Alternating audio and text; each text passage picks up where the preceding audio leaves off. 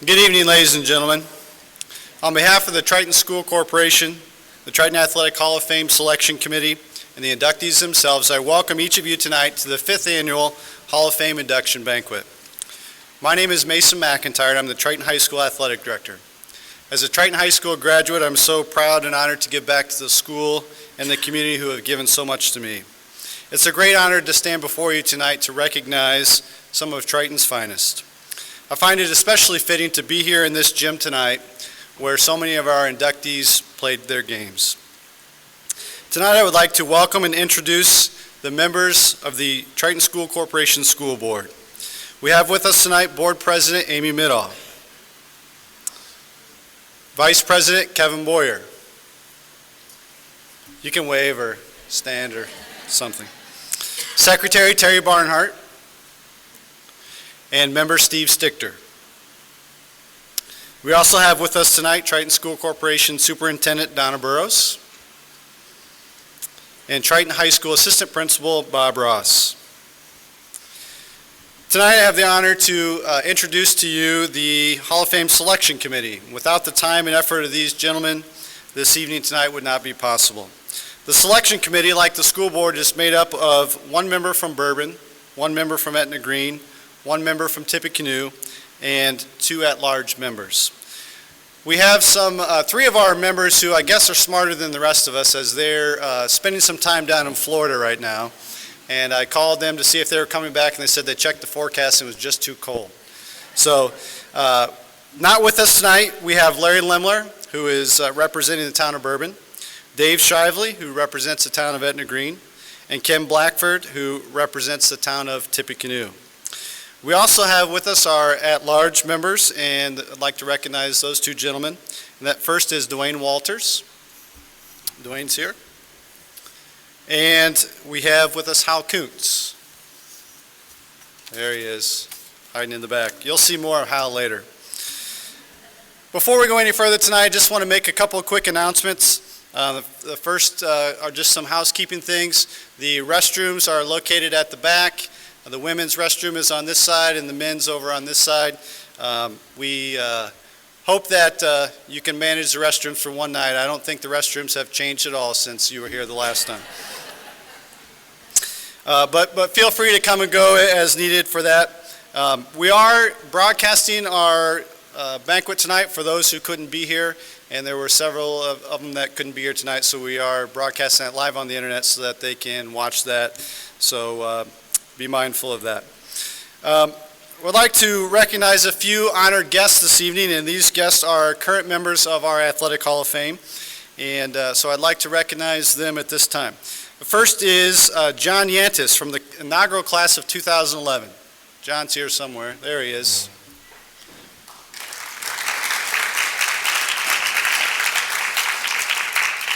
We have our contributor from the class of 2012, Terry and Jackie Aldifer.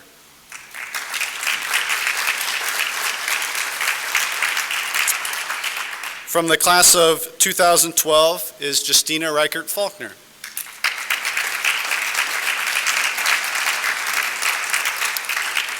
Also from the class of 2012 is Joel Berger.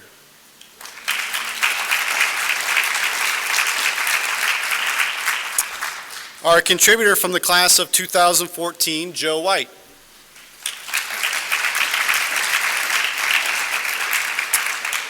And also from the class of 2014 is Ryan Meister.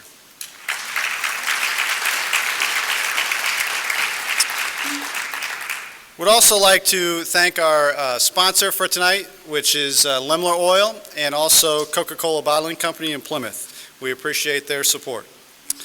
Since the school's inception during the 1963-1964 school year, many athletes have worn the blue and gold. While all Triton athletes have played an important role in Triton's success, the Hall of Fame will recognize those individuals who have set themselves apart on the playing fields and the courts of Triton High School and beyond. These athletes, whom we will recognize tonight, won acclaim for winning championships and otherwise distinguishing themselves in high school and college athletics.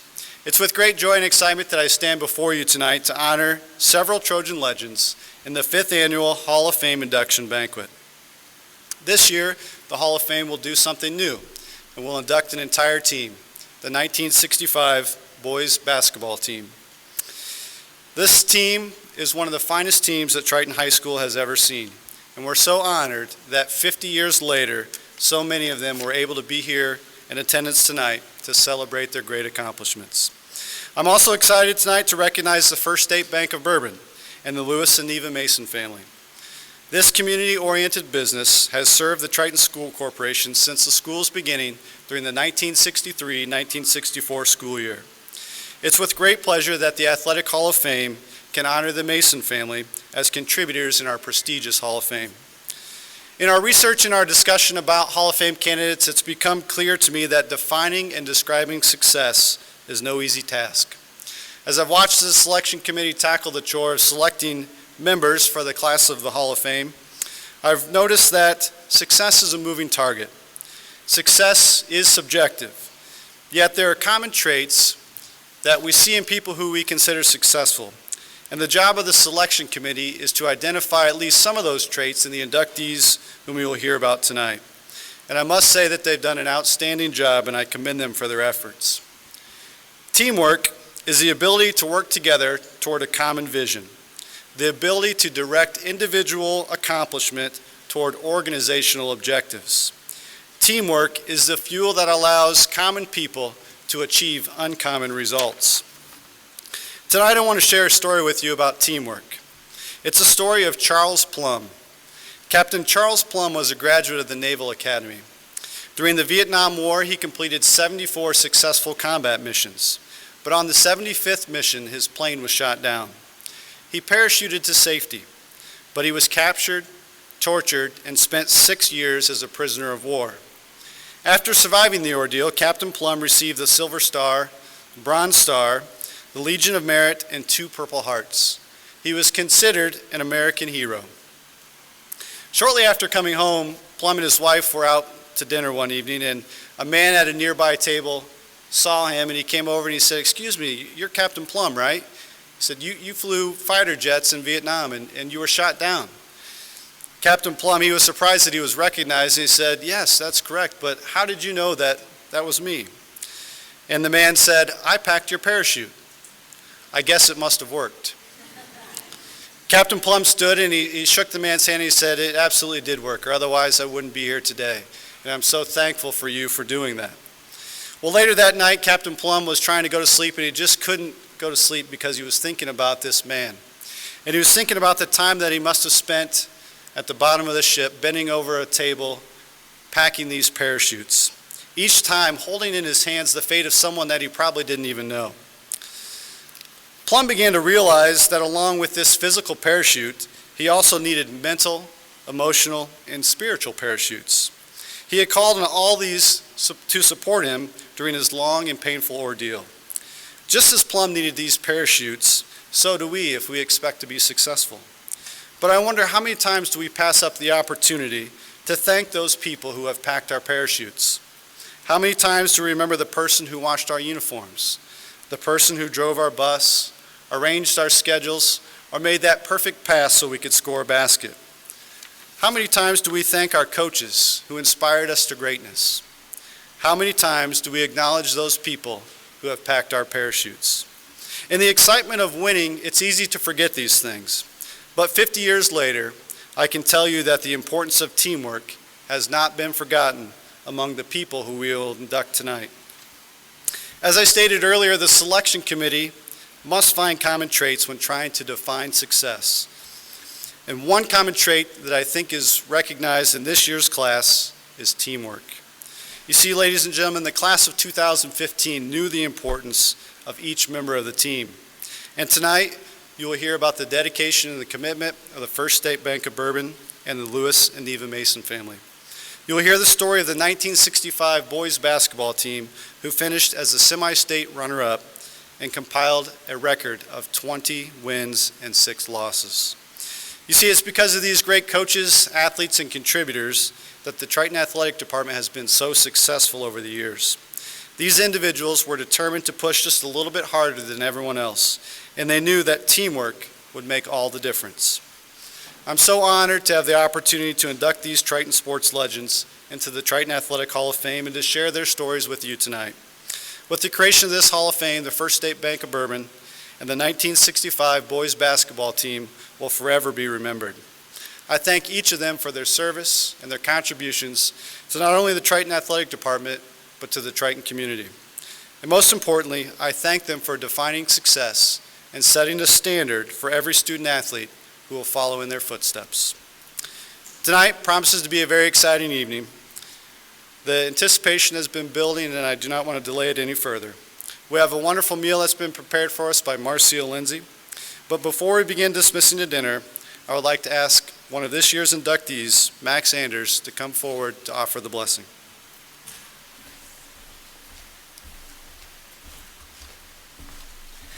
Would you pray with me?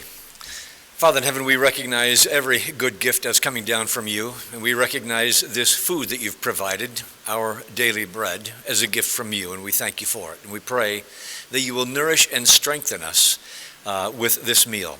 And we also thank you for the privilege of being able to gather for such a good purpose, to recognize and to honor superior achievement, and to join together and just bind together in our hearts and minds, enjoying the fact that we have participated and shared in these experiences.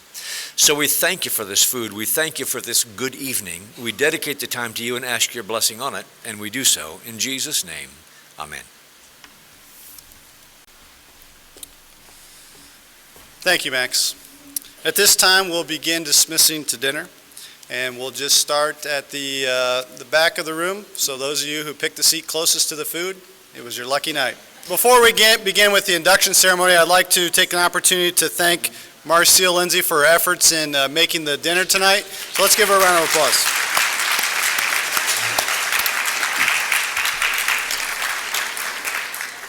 What usually takes catering company many people to accomplish, Marcia did pretty much by herself, and that's just the kind of person that Marcia is, so we really appreciate her and her efforts. Also would like to thank Christina Stout, who helped Marcia this evening, so thank you to the two of those ladies.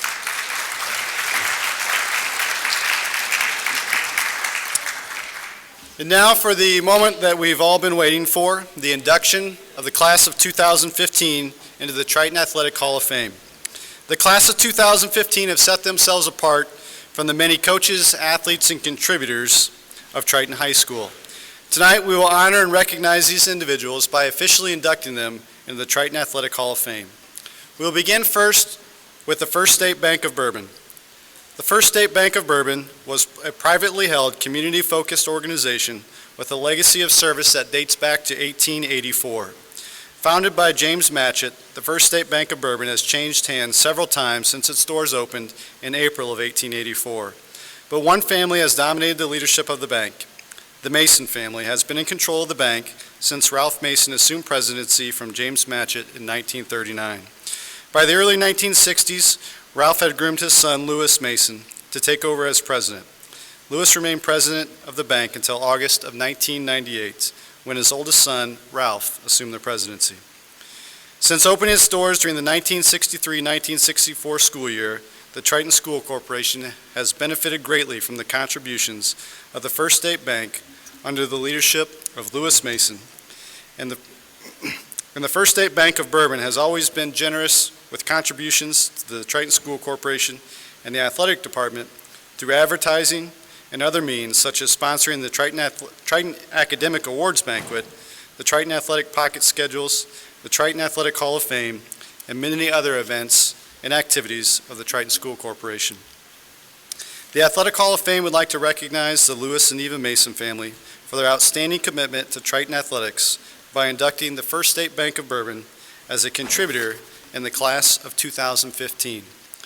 The Mason family has always displayed the true meaning of being a contributor and has always displayed their Trojan pride. Accepting the award tonight is Ralf Mason. Please join me in welcoming Ralf.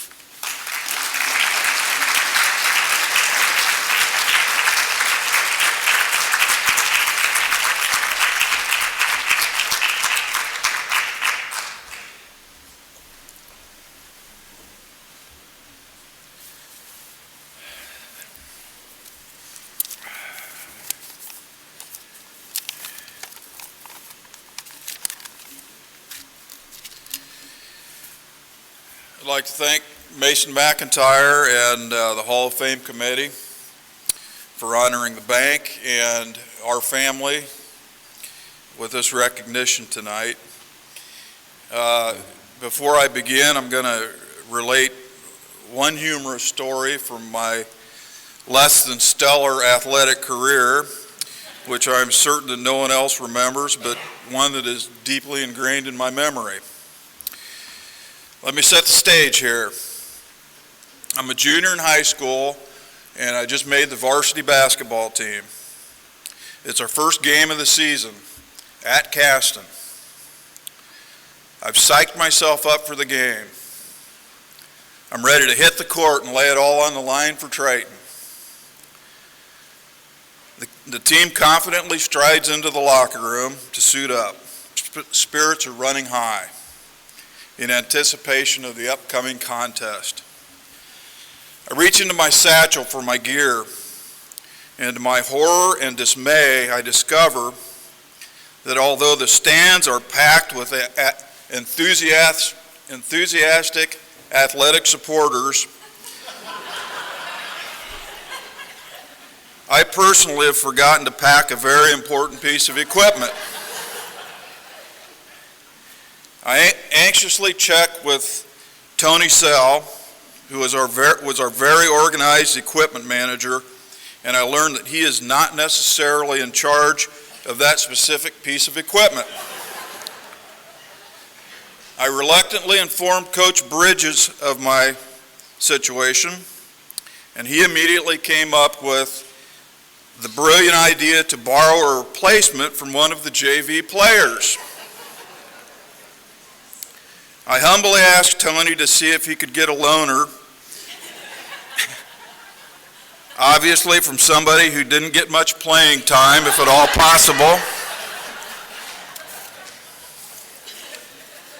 With the proper gear in place, we played a solid game, and I learned one of my many life lessons from athletics along the way. It is always better to be prepared. For many years, our family has believed that the lessons learned on the athletic fields, courses, and courts translate into valuable knowledge for use during the entire life of the ex-athlete. Lessons such as hard work, persistence, determination, gracious winning and losing, and teamwork, which is very appropriate for tonight's celebration, are all skills to be called upon no matter what the field, whatever field the athlete eventually settles into. And I personally have a deep admiration for all of the great athletes, coaches, and contributors who have been inducted into the Hall over the years. Just being mentioned in the same conversation with people like Ron Smith, Rich Rhodes, Charlie Smith, and Sam Davis, just to name a few of the many, is quite an honor. These are all people who have strongly influenced my life and have given me guidance along the way. Again, I thank you, and on behalf of Lewis and Neva Mason and the entire First State Bank family, I humbly accept this honor this evening. Thank you.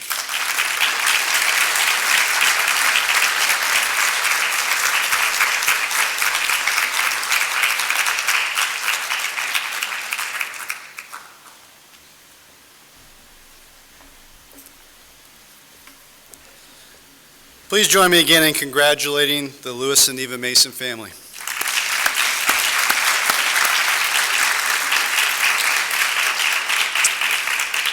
Thanks, Ralf, for representing your family, and congratulations on your selection.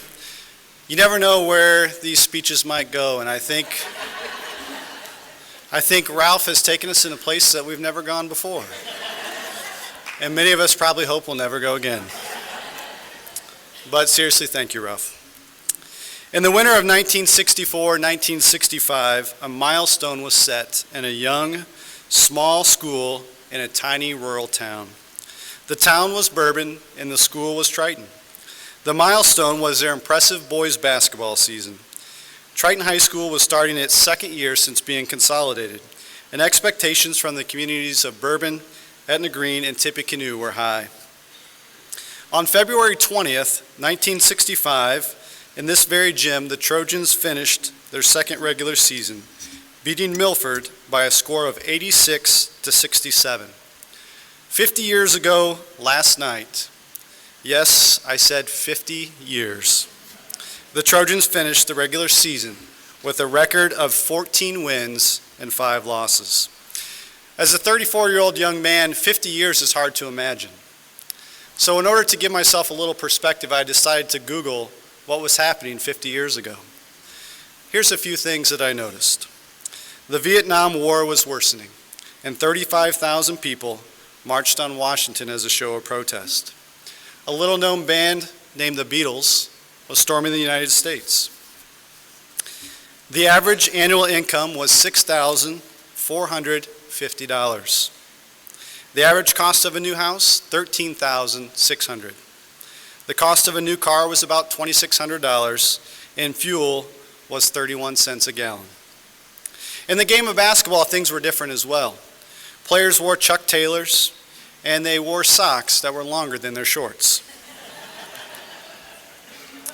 The courts were so short that they had to paint 2 half-court lines just so that way the floor could be regulation. The courts were often filled with stages at the end of the courts, and there were no three-point lines. So as you can see, in 50 years, many things have changed. But here in this gym, time kind of seems to stand still. As you look around, you'll notice that the old wooden bleachers still remain. There's still 2 half-court lines painted on the floor. The old rafters and lights and windows remind us of just how long ago this building was in its prime. But many of you tonight, if you stop and listen, can probably hear the screaming fans that filled this gymnasium chanting Triton all the way. With the conclusion of the 1964-1965 regular season, Triton entered the state tournament, which has become so fondly known as Hoosier Hysteria. In the Marshall County Sectional, the Trojans were the favored team. Triton proved this by defeating the West Bulldogs, the Plymouth Pilgrims, and the Bremen Lions. After their sectional victory, the Trojans traveled to Logansport for the regional playoffs. Triton defeated Wheatfield 72-70, and then won a thrilling victory over the much favored team from Winnemac by a score of 67-64. Next, the Trojans traveled to the Purdue Fieldhouse for the semi-state playoffs. Triton fans traveled in 10 fan buses to the semi-state, while others drove in cars and caravan to the Fieldhouse. The Triton cheer block wore white to cheer on the team. I'm also told that the cheerleaders played a pivotal role in Triton's success. In fact, one of the players on this team, who for his sake of his own protection shall remain nameless, told me that the cheerleaders were often as sweaty as the players at the end of a game. So if there are any cheerleaders here tonight, I thank you on behalf of this team. In the first game of the semi-state, Triton met Cloverdale, a small community similar to Triton with a very talented team. Triton narrowly pulled out the victory, 70-67. In the championship game, Triton faced Gary Roosevelt. This contest was pegged as a David and Goliath matchup, with Triton, of course, being David. Although the Trojans fought hard, they were defeated by a talented Gary Roosevelt team, 103-61. I looked at this scoreboard up here earlier today, and I realized that there's only 2 digits up there. So I don't know if they just started the scoreboard over or what they did. The 1965 yearbook slated this team as a team to remember. 50 years later, I would say that the authors of the yearbook were spot on. In fact, I'd like to read for you what they wrote in the yearbook. The 1964-65 season was a great one to be sure, the greatest in the school's short history. This team will be forever remembered, not only because it was one of the final 8, nor should the team include only basketball players. The team that should be remembered includes all the players, the fans, and the cheerleaders, the managers, and all the hundreds of people who contributed their time and efforts. We can be proud of the way that the team conducted itself in victory and defeat, on and off the basketball floor. If we can preserve this attitude in years to come, Triton will gain statewide fame and respect. So when we reminisce about this season, let us remember that we not only went to the semi-state, but we also brought honor and prestige to ourselves and our community. So tonight, as we reminisce about this season, we will remember that not only did this team go to semi-state, but they also brought honor and prestige that even some 50 years later, our community is still proud of. In fact, we are so proud that we will honor these men by inducting them into the Triton Athletic Hall of Fame. The Trojans were led by head coach Tony Newell. Coach Newell was a part of many firsts for Triton, including being named the first head coach, winning the first championship trophy by winning the 1964-65 Argus Tourney, and winning the first sectional and regional championship in school history, something that wouldn't be accomplished again until 1999 when the Trojans won the Class A sectional title. Coach Newell's 1964-1965 team also had the most wins in a season until broken by the 2008 Triton team, who won the Class A state championship with a record of 25-2.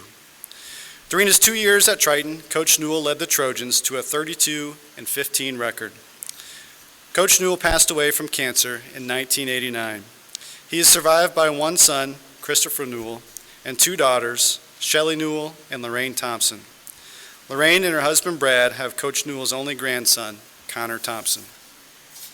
Tonight we have with us Coach Newell's family, and I would like to ask that they come forward and accept the award on his behalf.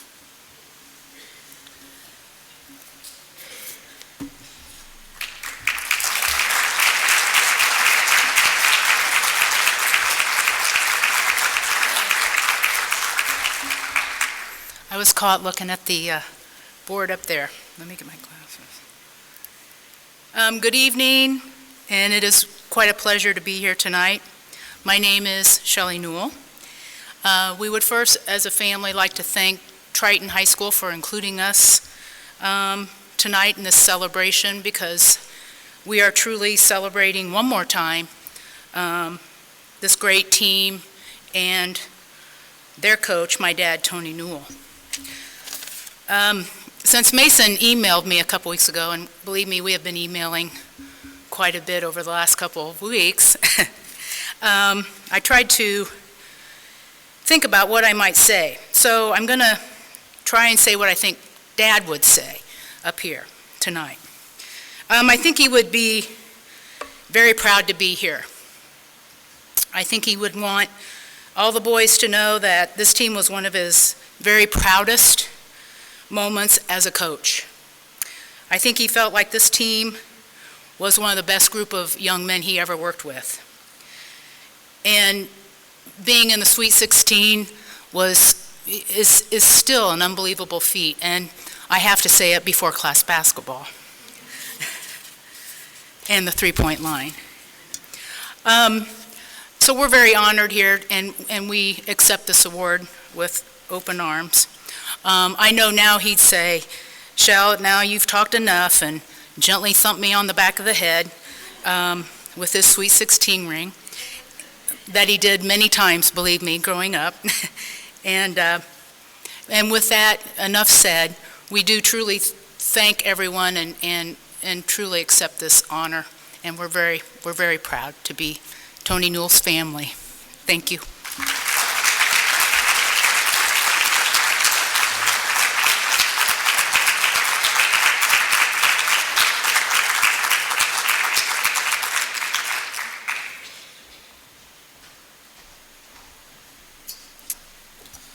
Thank you, Shelley, for sharing those words with us.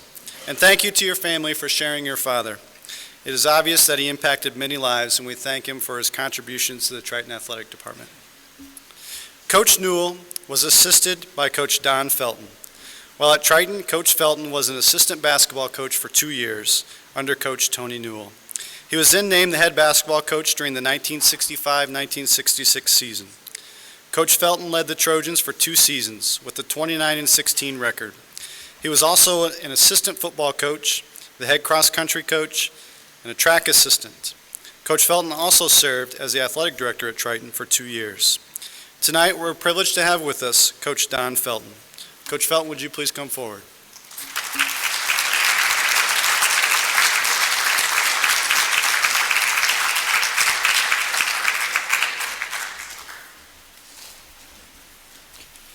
I too would like to take this opportunity to thank the Triton Athletic Department and Mason and the First State Bank of Bourbon, which when I came here as a 25-year-old made my first mortgage. So the kids were asking tonight, said, well, how old were you when you came here? I said, well, I was only 25. They said, we thought you were an old guy. But I'd like to make a few comments about the season. Starting with Coach Newell, I think the first challenge was to get the guys from 3 different schools to play together as a single entity, and obviously his ability to do that was pretty strong. In fact, the results are what really bring us here tonight. It also is a compliment to the boys who accepted that fact and adapted very well. In fact, I was talking with Joel last night, and he mentioned how he thought it was so great in the consolidation to play with kids who had been his bitter rivals before the consolidation. And I asked Larry Feldman's wife, Kay, how Larry felt about it, and he really felt the same way about the team. They came together, and instead of being rivals, they were thrilled to play with each other. Tony, though, a little bit more about Tony. He knew the game, from my opinion, very well. He was a good teacher of the basketball fundamentals. He was a good mentor, and he was also a good strategist. He was, however, a very excitable guy. And one of my responsibilities was to keep him calmed down enough so he didn't get too many technicals. And if I close my eyes, I can still see and hear him standing on the sidelines in that tenor voice, which was kind of a surprise from such a big guy shouting, Navy Cross! Navy Cross! That was the name of the offense that we used, and I heard some of the kids last night talking as they've gone out and done their own coaching, and they still use the Navy Cross pattern in their own schools. I also know that he loved you guys and really enjoyed being your coach, as I did as well. And I'm not too sure that he wouldn't have liked to stay at Triton a little longer when he looked back on his life. Let's talk a little bit about the starting 5. A guy named Max Anders. You know, there's a movie out starring Mel Gibson called Mad Max.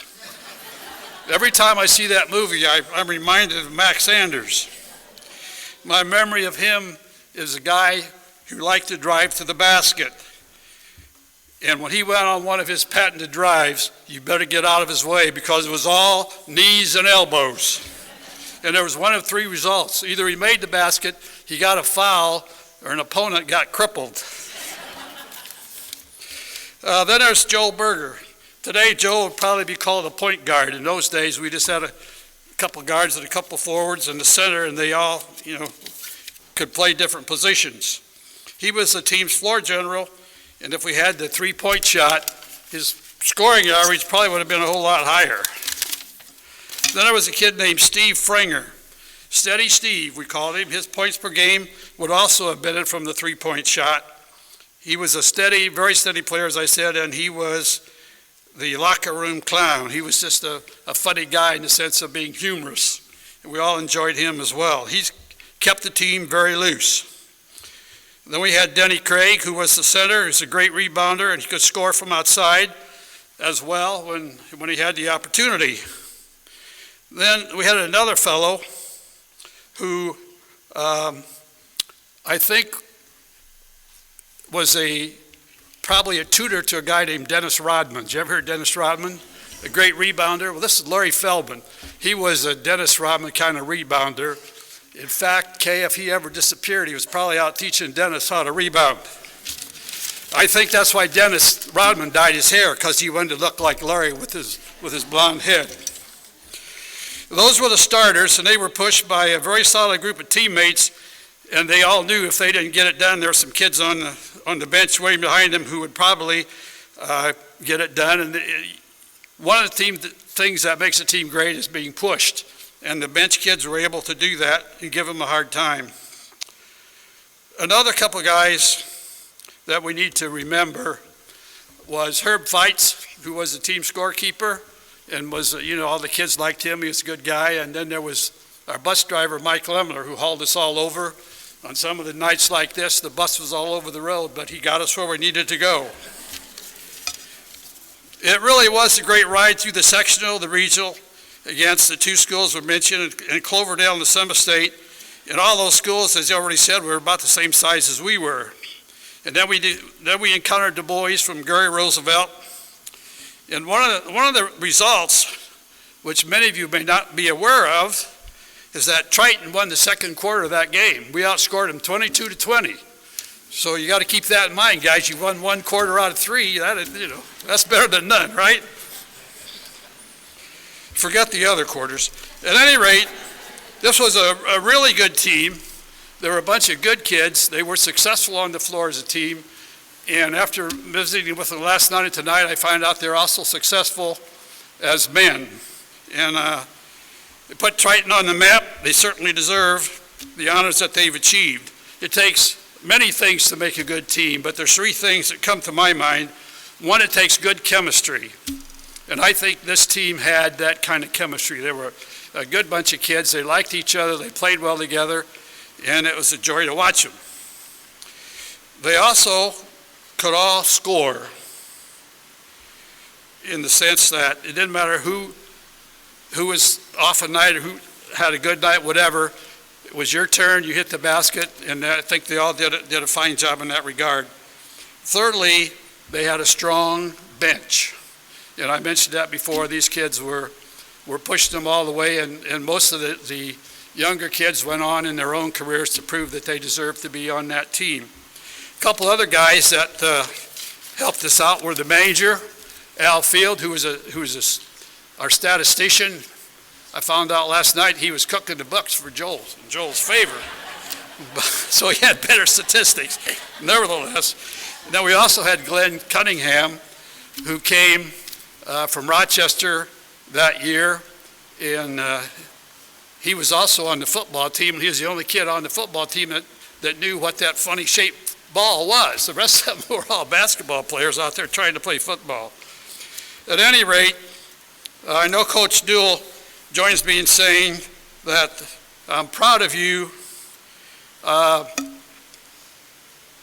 I say to all of you that you really deserve to be in the Hall of Fame. Thank you.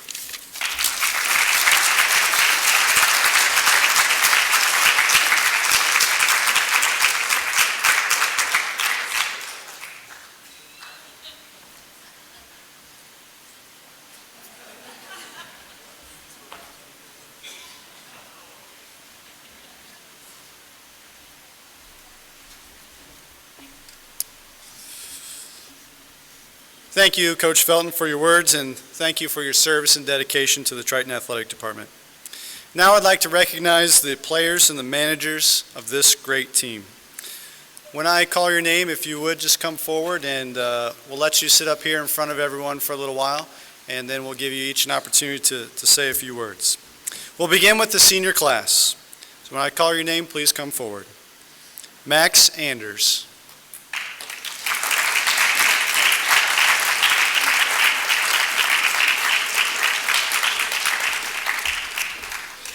Joel Berger.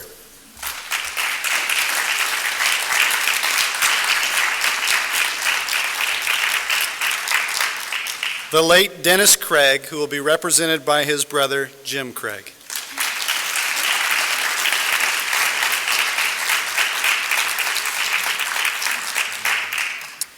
The late Larry Feldman, who will be represented by his wife, Kay Feldman.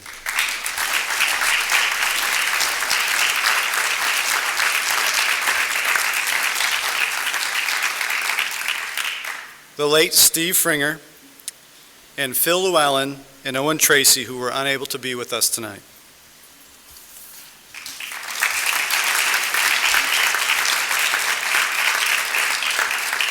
The senior class also included 2 managers, Al Field,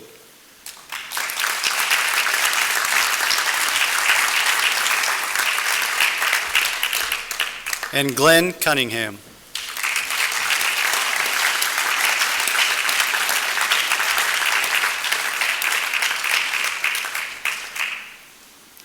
The junior class was comprised of Mike Bailey,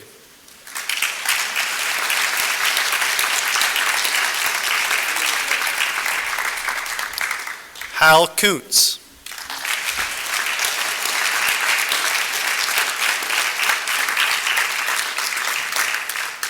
Roger Moriarity,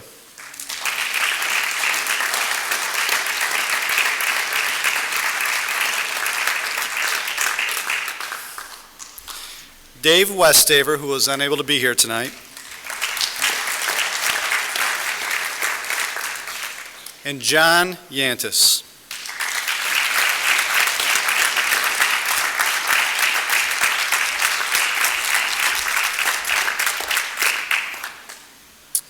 The sophomore class included Carl Feldman,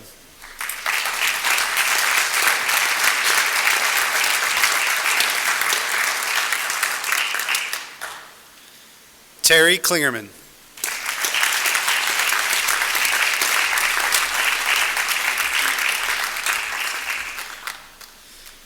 and manager Kenny Lemler, who was unable to be here.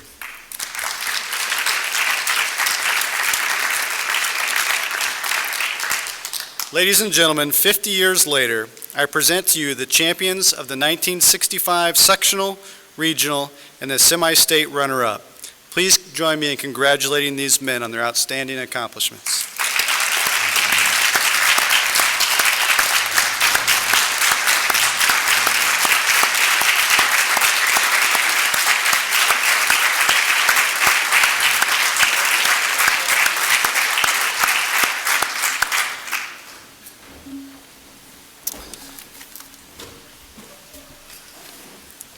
At this time, I will allow you to come forward and share a few words, and we'll have no particular order, so whoever feels so moved can come.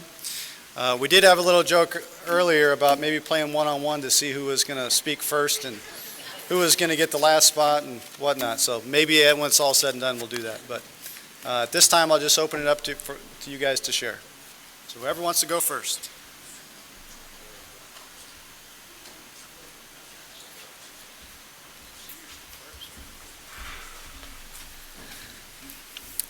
As a pastor, I'm going to resist the impulse to speak for 30 minutes and take up an offering. But we want to just let you know, I'm sure I speak on behalf of all of these people, of what a fun thing this is for us. And to have had the privilege of having this whole team inducted into the Hall of Fame. I would have never gotten into the Hall of Fame by myself, and so to be swept in by the rest of this team is a tremendous honor, and we have been having a ball. So thank you, Mason, and all of you who made this possible. We really appreciate it, and are really glad to be here sharing this time with you tonight. I have told the story of this experience many, many times. I say, have you ever seen the movie Hoosiers? Well, it was exactly like Hoosiers. It was the same cracker box gym. It was the same going to the other schools in a yellow bus with cars following along behind.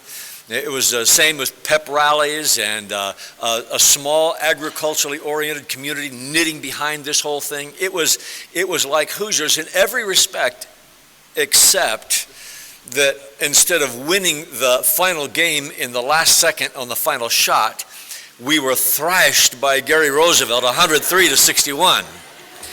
But Shakespeare said, it's better to have loved and lost than never to have loved at all. And I can tell you that one of the fondest memories of my youth is being throttled by Gary Roosevelt. We really enjoyed it. Several things we enjoyed it now. Didn't enjoy it at the time. Joel and I were talking the other night. We thought, we said, this is going to be a long night. We both thought of that while we were out there on the floor. But we were asked to share just some recollections here, and the first thing is that we knew that we were having a Cinderella experience. We knew that this didn't happen to everybody. And I remember being struck with how all of the people cared. There's no other way of saying it. They painted the windows downtown in the stores with Go Trojans, and they spent good money to put advertisements in the newspapers. And everybody that, you'd go downtown, and before nobody would say anything, and this time they were slapping you on the back and telling you how happy they were to be part of this whole thing. And my world was so small at the time that I didn't anticipate that everybody else would enjoy this too. And that was my first experience with the joy of large-scale unity, and it made a very significant impact on me. We didn't have a team captain. As Coach Felton said, this was a very unselfish team. And Tony believed that no one person should be set up as the captain for the year, and so we rotated the captaincy. And one night one person would be captain, the next night another person would be captain. And so I remember that on the night that we won the regional in Logansport, Steve Frenger and I were co-captains. And at the end of the game, people ran out, when it was over, ran out on the floor in their street shoes, something you simply were not supposed to do. And so everybody's out on the floor, and I remember hoisting the traffic up, the trophy up, and everybody just yelling and screaming and stomping. And I remember thinking, this is the coolest thing I have ever had happen to me.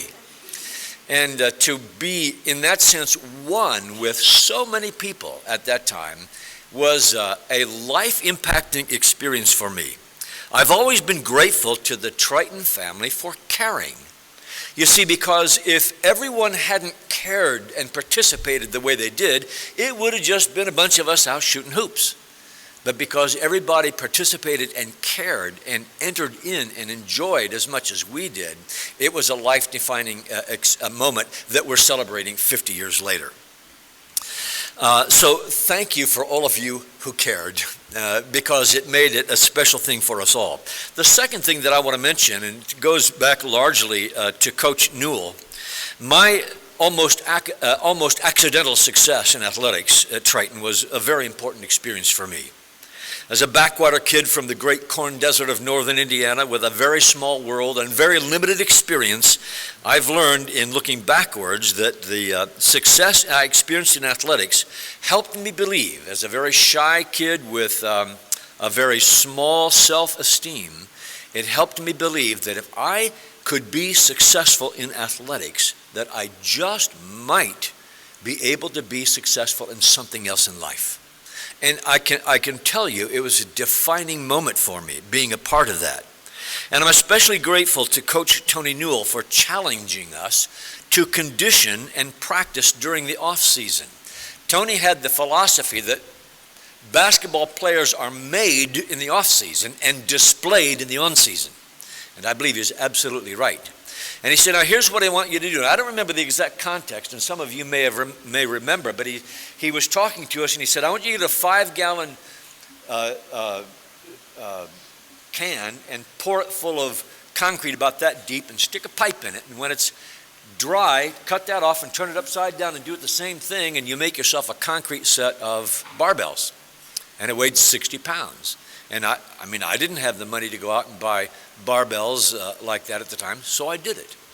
And I remember curling, and I remember pushing, and I remember getting to the point where I could lift it up with each hand off the ground. And I ran a mile to work, dribbling my ball with the right hand, and I ran a mile back, dribbling the ball with my left hand. And I did calisthenics and push-ups and sit-ups, all because Tony told me to. The first year before that summer, I sat the bench. The year after that summer, I started, and I was part of this group. And he changed me physically, but he also changed me mentally to understand that you just have to work at something, and you have to pay the price, and transformed me physically. And I've been eternally grateful for him as a result of that. I went on then after that to play and eventually earn a scholarship at Grace College, played 4 years there. That marked me as well. That wouldn't have happened if I hadn't had the success here at Triton. And so I am I would describe it as athletics putting me on sort of a yellow brick road that ended up taking me places that I never imagined at the time that I would be able to go. So coaches and teachers and administrators and involved parents and supporters of Triton Athletics, take heart in all that you do for students and athletes, because it can make a huge difference in their lives, and though it's usually many years later, we are often very grateful for it. And then finally, I'm grateful for the opportunity to have grown up in Bourbon.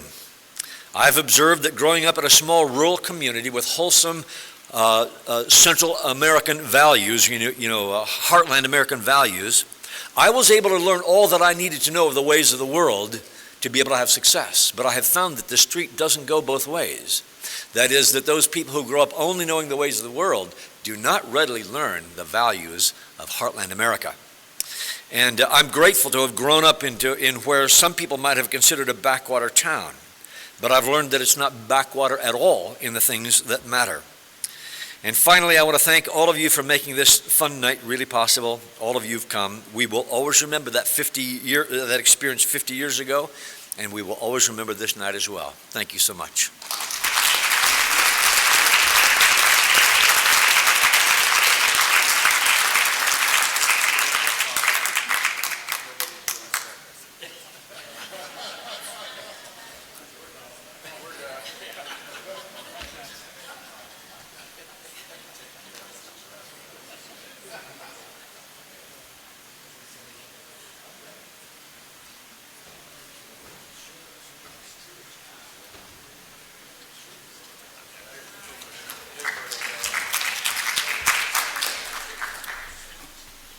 Nobody wants to go, so I'll go.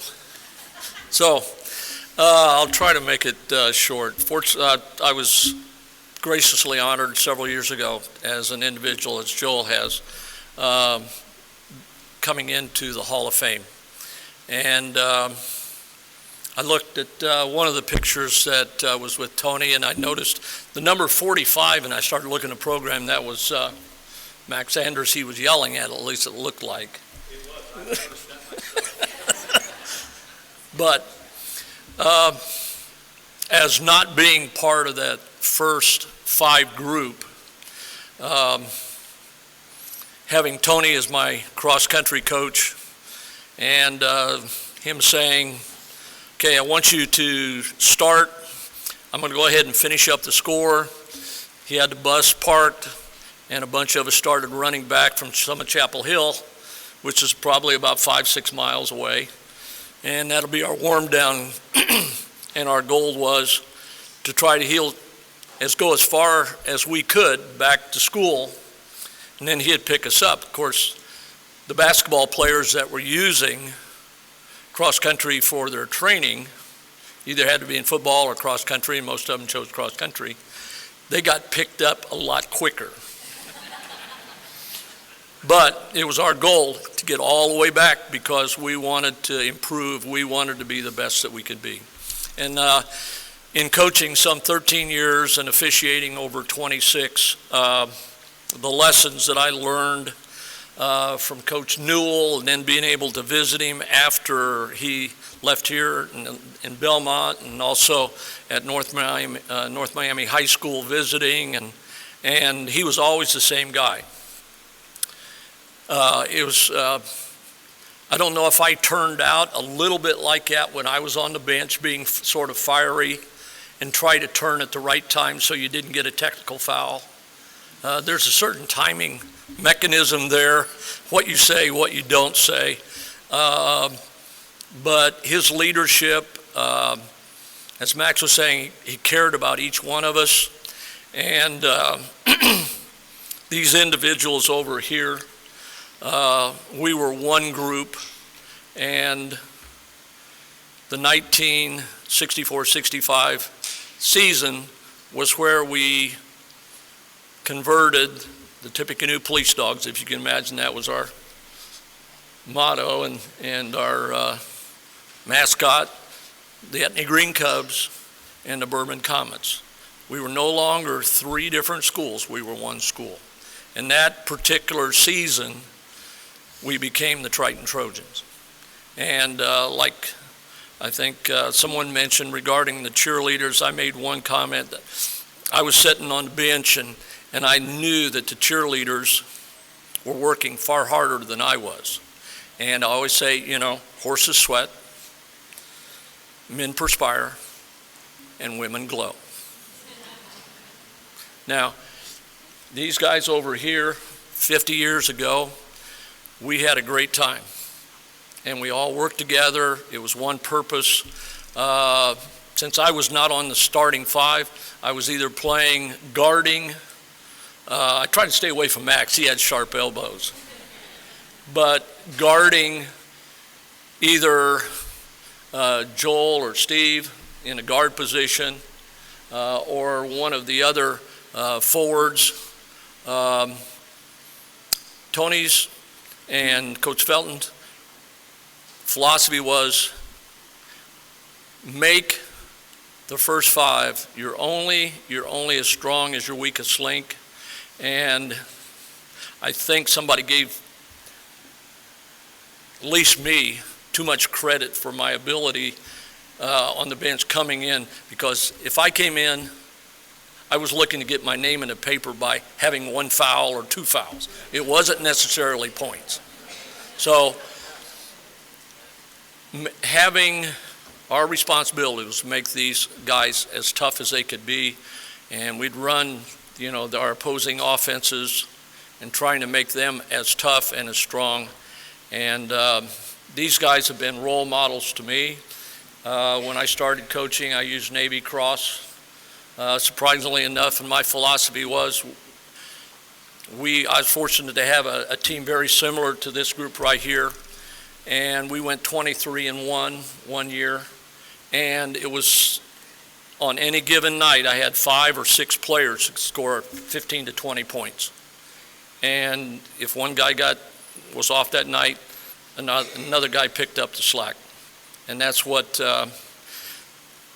this whole atmosphere of Triton, community, the faculty, the fans, the cheerleaders, the team, it was all for one purpose, and that's what character's all about, and that's what Triton gave me, character. Thank you.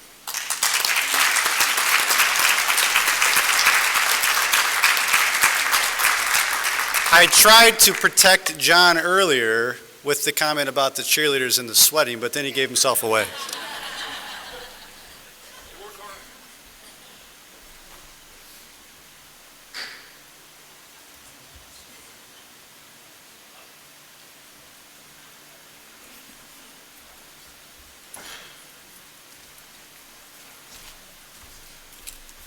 I'll share a couple things with you. We won, like I say, as a team. And I remember one time we was practicing away, and I was guarding Max, and like they say, he had a lot of elbows and stuff. So you couldn't block his shot. And he went up, and I blocked the shot.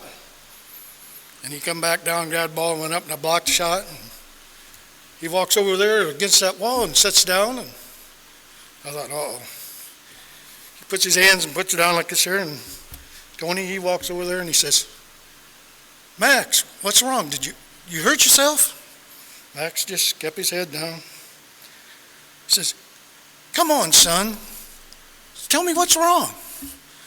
Max looked up at him and says, I'm hungry.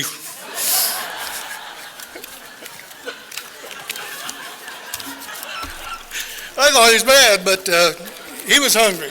So that was one of the joys. And then when they was talking about our bus driver, Mike Lemler, I think we was coming back, we played, I don't know if it was Milford or whoever it was, but it was a real bad night. I mean, it was fog everywhere. And we come up on the railroad track, and he stops the bus and opens the door, and everybody's just, pretty soon we heard Denny Craig go, choo-choo! Oh man, that was the wrong thing to do.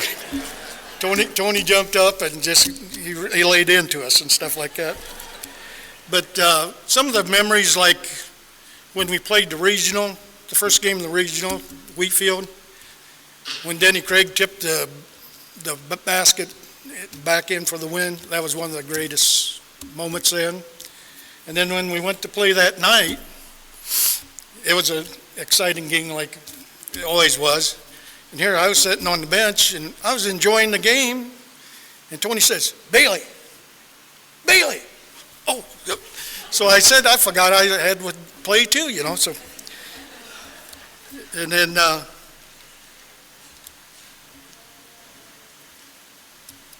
when we went down to Logansport, we walked in, there was a big berry bowl, they called it. And we walked in, Logansport's coach was right there, and the team just got off the floor practicing. And we was down there just practice that afternoon or evening or whatever. And Coach Newell went over to the Logansport coach, and they were shaking hands and everything. And pretty soon he comes back out, and he's all standing looking at the gym and everything. He says, well, boys, he says, I don't think I was dreaming this. I don't know if you guys remember, but he says, well, boys, he says, the Logansport coach thanked us for coming down, but don't expect to win, he said. And I think that fired us all up, and that's one thing that I always wondered if that coach really said that. And then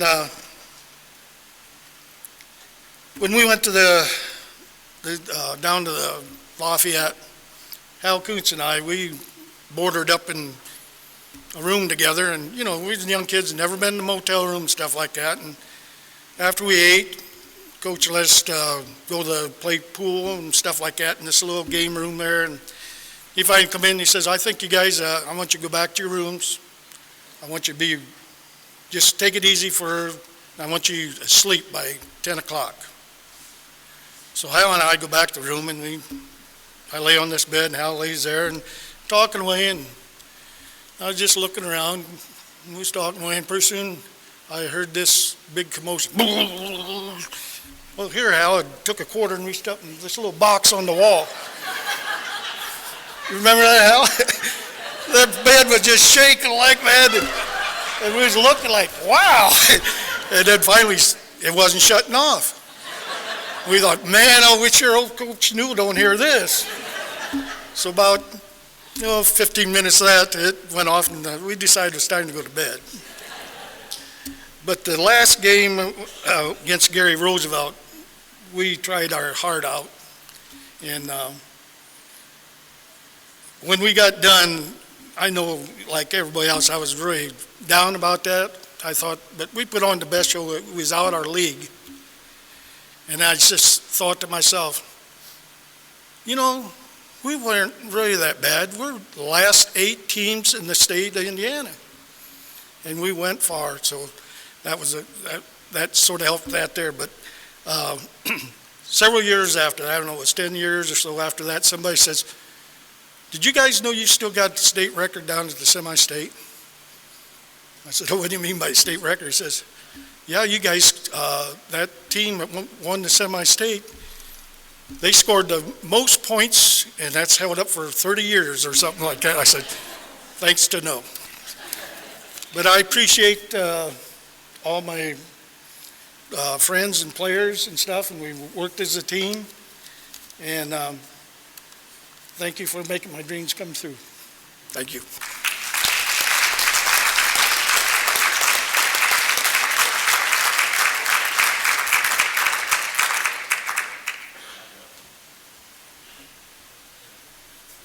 Well, I didn't have as nice a room as Mike and Hal did, but I'd just like to say that I was a sophomore at the time. What a great experience. And I know it helped me my last 2 years after that in high school and as well when I went on to play college ball. I just think that the team that we had, I know as a backup guarding Berger and Frenger every night, it just made me a better player. And it made, hopefully it made them work a little harder, but they were so good they didn't really need me. I just say that I'd like to thank Mason, and all the people that put this together. I've been gone a long, long time. I live a long way from here, but it's great to come back and had a lot of good feelings the last couple of days, and it's just a very positive experience. So, thank you.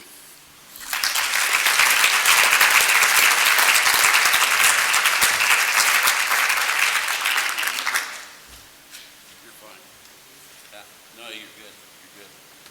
Yeah.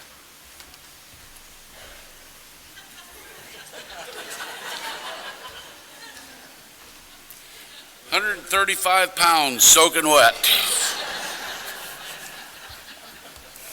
I blossomed. I'm sorry. Yeah, I blossomed.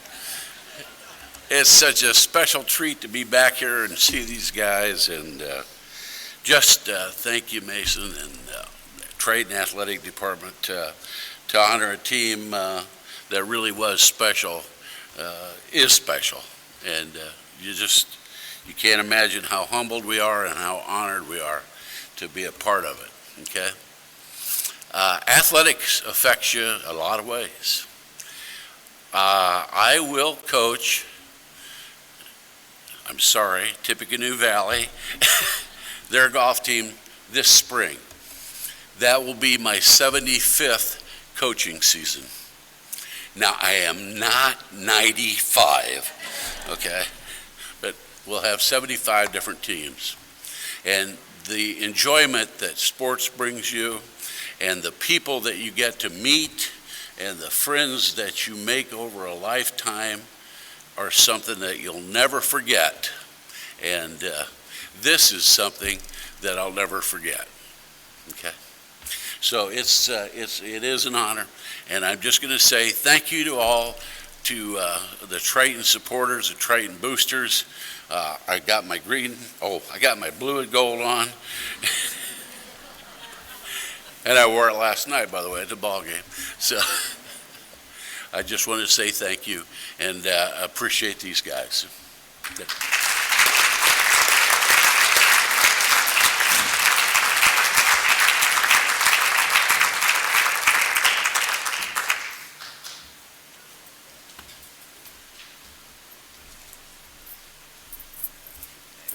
On behalf of Dennis and his family, thank you very much for all the effort you put into this, and I know they're very appreciative. I called them on the phone to let them know it was happening, and his son, first words out of his mouth were, "Do you want me to send his uniform back?"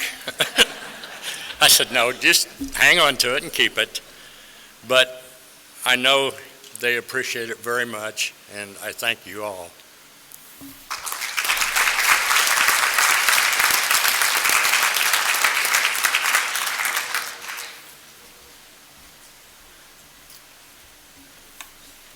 I don't know if I can do this. On behalf of Larry, I'm sure he would love to be here. He enjoyed basketball most of the game. So I just thank everybody, and thank you, Mason, for having us.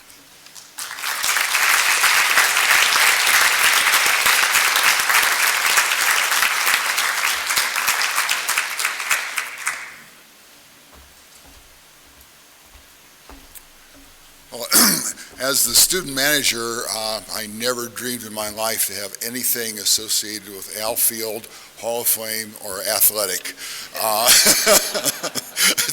Glenn was a manager, but Glenn was an athlete. Glenn was a good football player, and he's been a coach. I don't have an athletic bone in my body.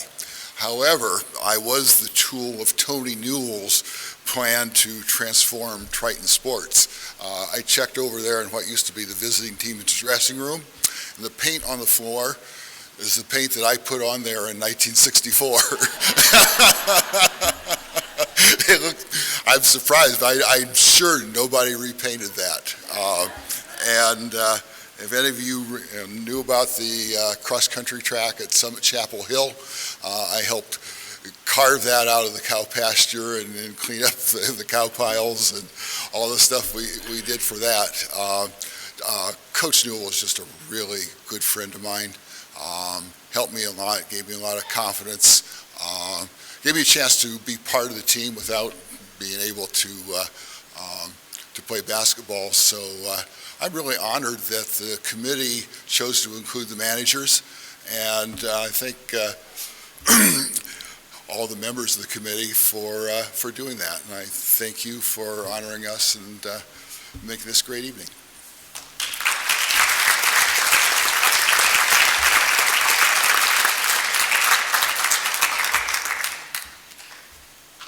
Well, first thing my wife said is when I came up here, make it short, please.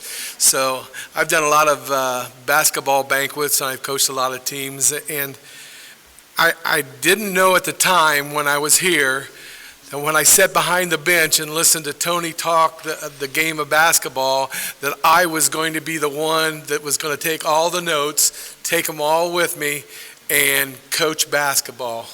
And I love him dearly for everything I know. And the magic word is Navy Cross. I've got kids that are coaching now in junior high and a couple in high school, and they said, Coach, Navy Cross always works. And I said, yeah, you're right. And I remember my first high school job, I got hired in at Wabash, Indiana, and they were 1-44. And the janitor met me in the gym the first day, and he said, Coach C, why would you take a team like this? They don't care to play. They don't work at it. They pick up a basketball when it's time to play basketball. And why did you do this? And I went home and I said to my wife, I don't know why I did this. It's only 21 miles from Huntington to Wabash.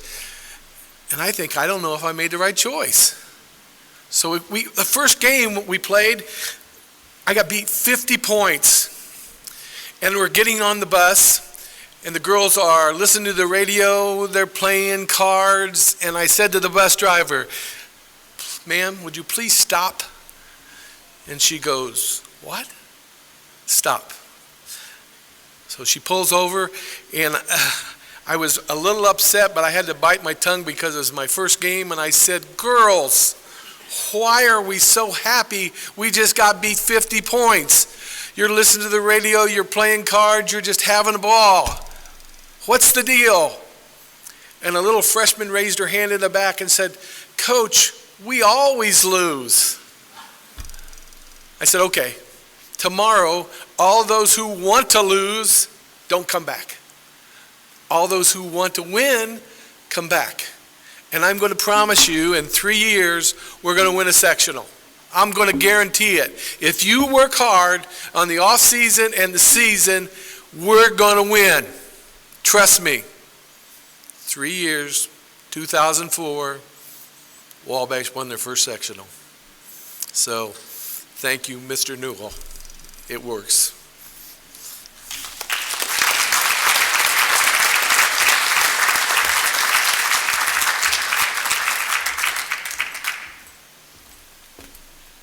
I just want to thank these bunch of players over here for letting me tag along on their shirt tails to a real good season and a lifetime of memories. And I want to thank all you people out there for making all this possible. Thank you.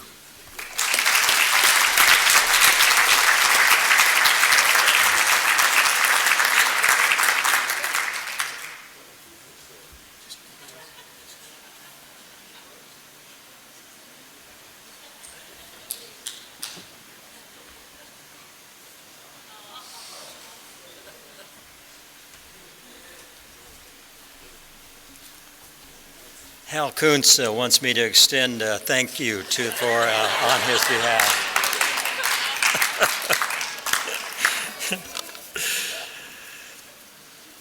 Max said he wasn't going to talk for 30 minutes and take up an offering. I am.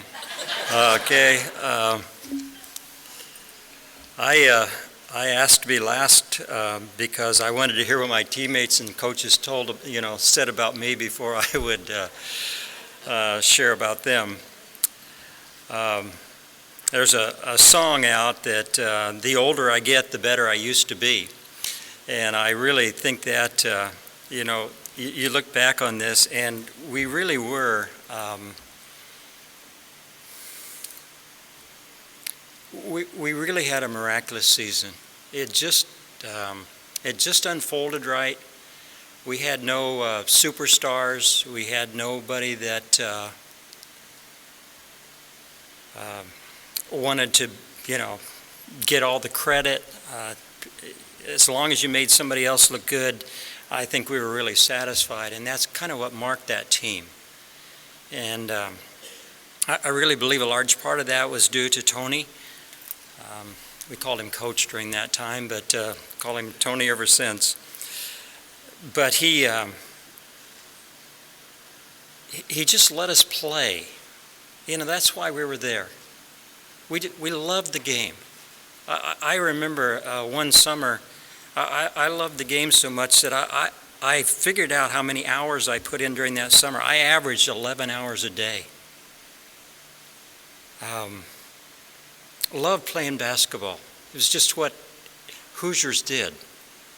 And I remember the 2 weeks before the tourney came up, the sectional, and I got up here early in the mornings, and I came in here, and I don't know whether, I never asked anybody's permission, I didn't ask the principals, I didn't ask anybody's permission. I just came up here, and I came in the gym, and I clicked on the lights, and I took a folding chair, and I took a broom and put it in that, and I would right out there, and I would take a couple of dribbles and go up with a shot. I practiced that shot right there, and I did it right there, and I did it over here, and I did it there, and I just did it every morning for 2 weeks leading up to the tournament, because we just we had an opportunity to be really to do something special, and I think everybody was willing to work that hard, and so it was just such a memorable season. This is just on Tony. If you heard my talk when I was inducted into the Hall of Fame, I shared this same thing. But I think we were having a pep rally, in the gym here, and all the players came out. I think it was after winning the regional. And, the enthusiasm of the school was so high, and so all of the players got out we were out on the court in front of all the cheering fans, and it was just a lot of fun. And then Tony asked everybody on the team to say a few words. And they went down and one by one shared, and I hated being in front of people. And I didn't mind it playing basketball because I was kind of my own world there. But I hated being in front of speech. I hated speech. And so I had to say something, and I don't even have any idea what I said, but I can still remember Tony's words, "Aren't you glad he can play basketball better than he can speak?" Now that sounds like a slam, but it wasn't. It was the truth. I just hated being in that situation. And and here I am, a pastor. I speak in front of a lot of people often. And I just think it's the Lord's sense of humor that he would put something, somebody like me in a position like that. But I love this court. As far as I can remember, we only played 3 home games that year. I think we played 3 home games. All the rest of our games were on the road. And personally, I think that prepared us. We hardly ever had a home game. And so I think that prepared us for the tournament when we went away. We went to Plymouth, and then we went to Logansport, and then to Purdue. And I just feel like, the whole season just kind of came together in a very special way there. I still remember in this gym where we would, you players would remember this, where we got the rebound off the backboard, and then we had a guy out on the, a corner, and you'd shoot it out to the guy there, and then that guy would go into the middle with the ball, and then the guy who had rebounded would fill the lane, and you'd have this 3-person break. We scored so many points because we practiced that play so often. just over and over and over. And so I remember that. I loved, in terms of people, like somebody said, I love playing with Larry Feldman rather than against him. If any of you are if you can remember back during that time with the rivalries between Tippecanoe and Bourbon and Etna Green, they were fierce rivals. They were. My brother was on, before we consolidated, my brother was on the Bourbon team, and I don't know if I should share this.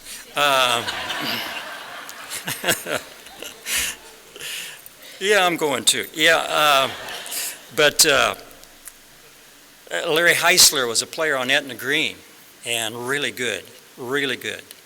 And Dick Campbell was the coach here at Bourbon, and he said, Berger, this is my brother, not me, he said, Berger, first time Heisler goes up for a jump shot, you take him into the stands. And my brother did. He did. It was just a fierce rival. Larry was so mad coming out of that thing, and I don't know how many points he scored against us that night, but it was a lot.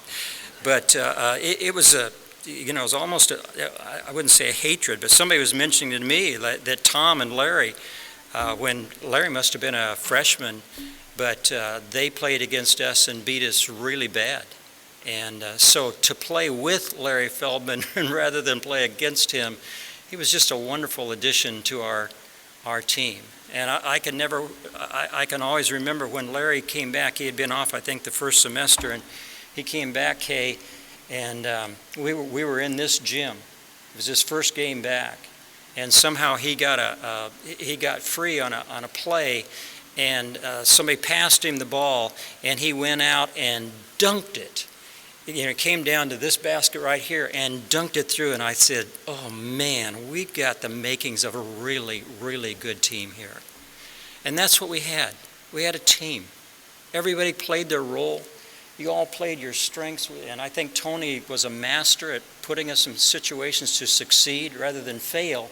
He put us in situations where we could succeed, and he was just so good at that.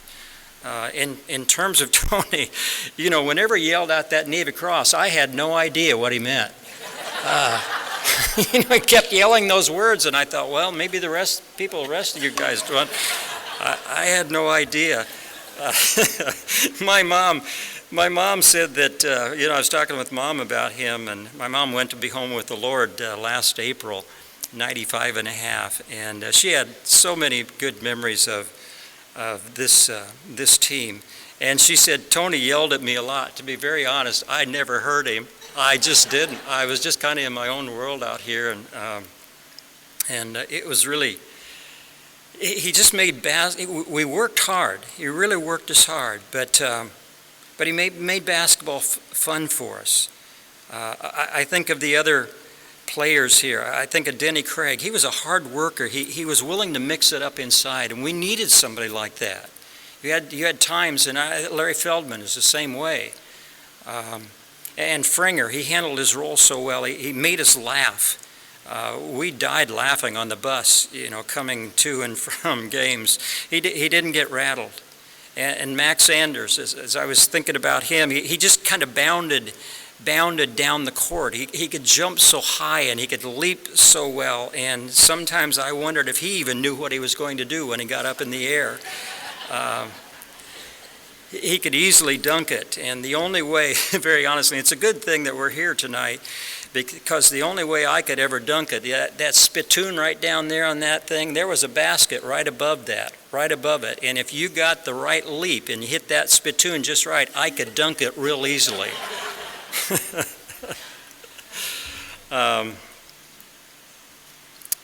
Hal Kuntz and Mike Bailey, again, I remember more of them playing on my home court than I do really remember in games. Hal was often bouncing the ball on the court, our home court, at 7 o'clock in the morning, and within 5 minutes I was out there playing with him. We just played ball all the time, and Mike Bailey was always there, lefty. And so those were wonderful years for us. we were just 10 to 12 ordinary guys who loved playing basketball, who practiced hard, who wanted to succeed as best we could. We went further than anyone imagined. I probably remember our losses more than I remember our wins. I can remember Plymouth beating us. Oh, how humiliating. They hadn't won a game in so long, and they beat us. And so when we played them in the tournament, in the sectional, either morning or noon or whatever it was, this Saturday afternoon, we wanted to beat them so bad, and we did. We won big, but we were so tired when we played Bremen for the final that I'm surprised we won. I think everybody was so exhausted. But I remember Warsaw, who had the Niles brothers. I don't know if you remember those, but man, they were good. And Gary Roosevelt, who just killed us. Don Crudup, I believe that 4 out of their first 5 went on to Division 1A schools. They were really good. I mean, they were top notch. Somebody said that Adolphus Polium actually became an All-American. He was on that team. And Donald Crudup went on and played major ball, and he was the one when they had 99 points. He kind of floated out to the middle of the court, and they got a rebound, and they threw it out to him, and he took about 2 dribbles and stuffed it through the basket with both hands for their 100th and 101st point. And I think even I applauded. I thought it was it was really impressive. Yeah, it was. The cars following the bus, our pep rallies, how the coaches and teams and managers and cheerleaders and band and school and community were so one. I really believe, looking back now, that the Lord used a basketball team to unite our 3 communities. I do. I just think that was the Lord's work. And it took something like that to do it. But but that was done. Probably the only regrets I have, I was sorry I didn't try a little bit harder against Gary Roosevelt. I'm sure we would have beaten him if we had.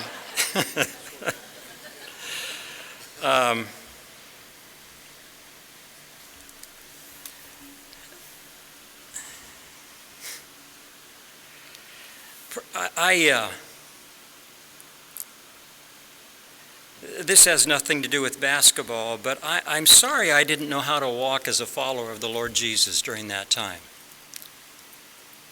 I am a follower of Jesus Christ. He's my Lord. He's my life. He's my Savior. As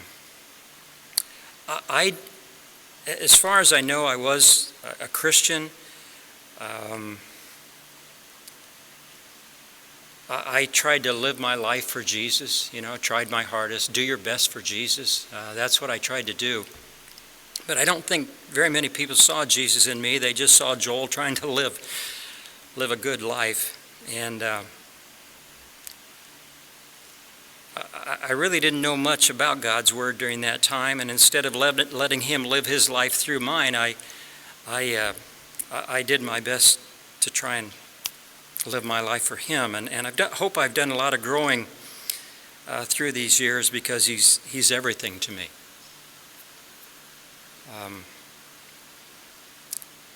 A third regret that I have is I'm sorry my mom and dad couldn't see this night. They would have enjoyed this immensely. They loved you guys.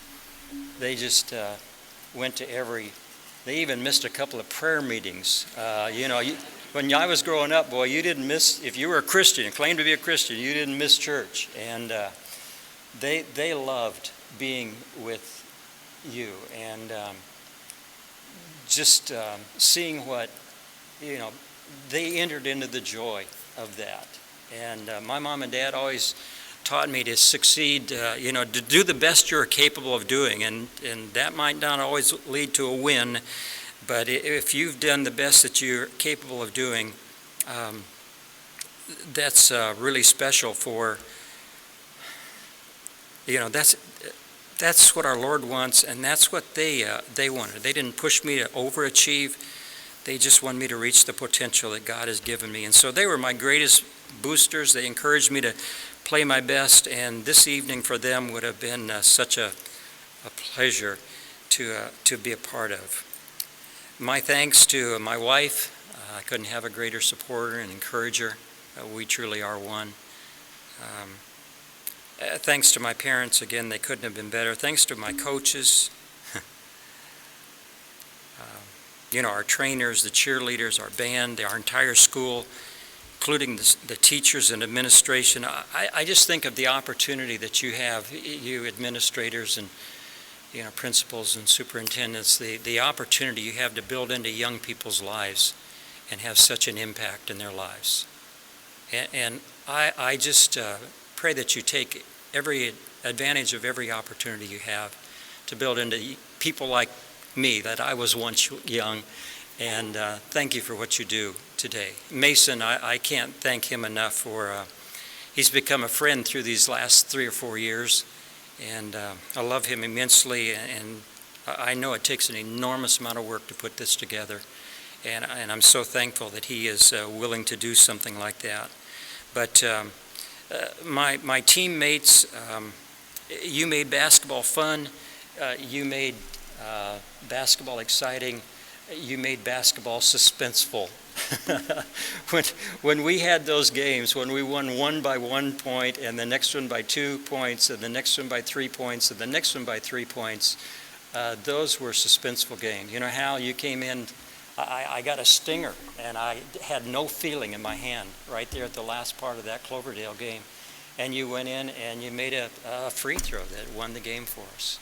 And, just memories like that really stand out. I remember I fouled out in the Wheatfield game, and Denny Craig just really came through for us in that game.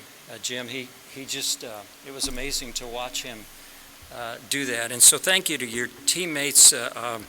What a season we enjoyed. We were one, we were Triton, and we still are.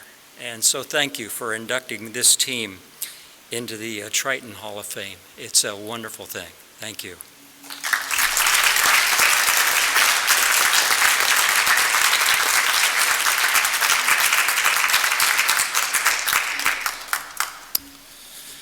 Ladies and gentlemen, once again, 50 years later, the 1965 semi-state runner-up.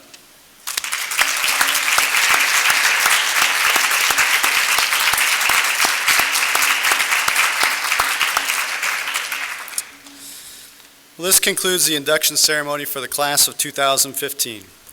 Ladies and gentlemen, please join me again in congratulating these coaches, athletes, and contributors for the many accomplishments, contributions, and lives they've touched.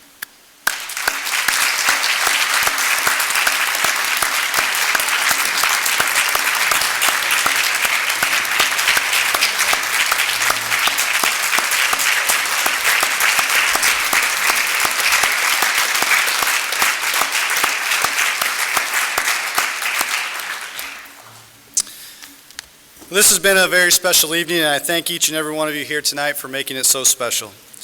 I also need to take the time to thank a few people, so if you guys want to sit back down, it might be good. First and foremost, I'd like to thank my family, my parents, Todd and Jamie, and my wife, Lindsay, my 2 children, Anna and Sam, who are always so supportive of me and often sacrifice their own time with me so that I can give to others.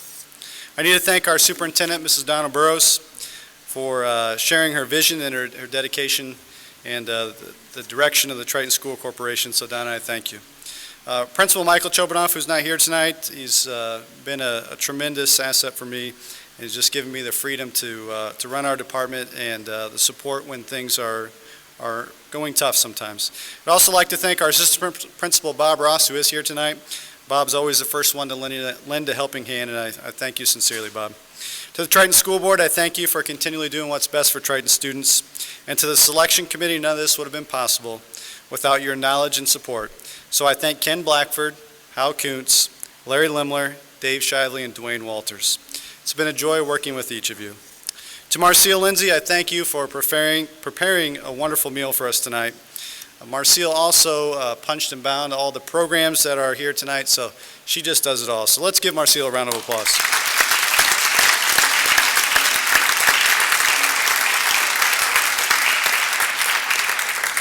Also would like to thank Orion Lemler for his videography and his time spent developing and producing the inductee slideshow. I know many of you enjoyed that. Also like to thank Reed Mosmith for helping us with sound and all the technical things that go into making this happen. None of this would have been possible without all of these people and all their support. So please join me in giving them a round of applause.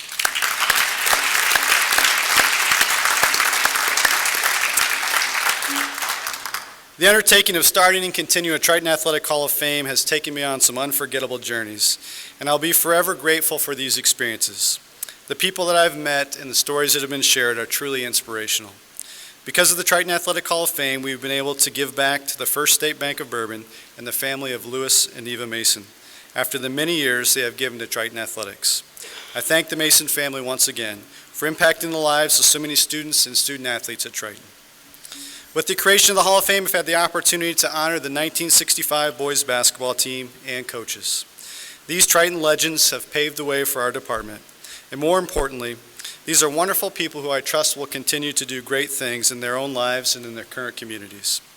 I thank each of you for working with me on this journey, and I want you to know that I've learned something from each of you.